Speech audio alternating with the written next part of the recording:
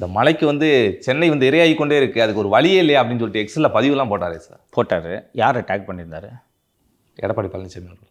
அப்படி பண்ணியிருந்தாருன்னா சந்தோஷம். சிஎம்ஐ டேக் பண்ணி கேட்டிருக்காருன்னு பாரு, இந்த ஹேண்டில் எடுத்து பாரு, அந்த ட்வீட் எடுத்து பாரு. யார் சார் ஐஷு டிஏஎல்? ஐசு டிஏஎல்னா அது ஒரு ஹேண்டில். யாரோட ஹேண்டில் அது தெரியலையே சார். நடிகை ஐஸ்வர்யா ராஜேஷ். அவங்களுக்கு சார் இதில் அதை தான் நானும் கேட்குறேன். உள்ளாட்சித்துறை அமைச்சரா, மாநகராட்சி மேயரா, முனிசிபல் அட்மினிஸ்ட்ரேஷன் கமிஷனரா, ட்ராட் போர்டு சேர்மனா? புத்தி எப்படி இருக்குது தெரியுதா? இங்கே ஒரு அரசியல் கட்சியை சேர்ந்தவர். அப்போதே இளைஞர் அணிக்கு வந்து விட்டார் என்று நினைக்கிறேன் 20. யாரைப்பா அட்டாக் பண்ணுறீங்க நீங்கள்? இப்போ இருக்குது அந்த ட்வீட்டு.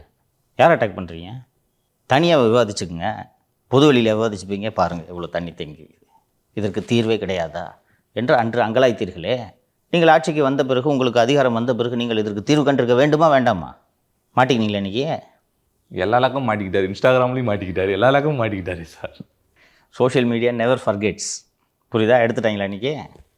தீர்வு கண்டிங்களான்னு இன்னும் என்னால் நம்ப முடியல. எதுக்கு நீங்கள் ஐஸ்வர்யா ராஜேஷ் எதுக்கு டேக் பண்ண? நீ சொல்லு. ஏதாவது ஃபேக் ட்விட்டாக இருக்க போகுது சார். செக் பண்ணிட்டேன்.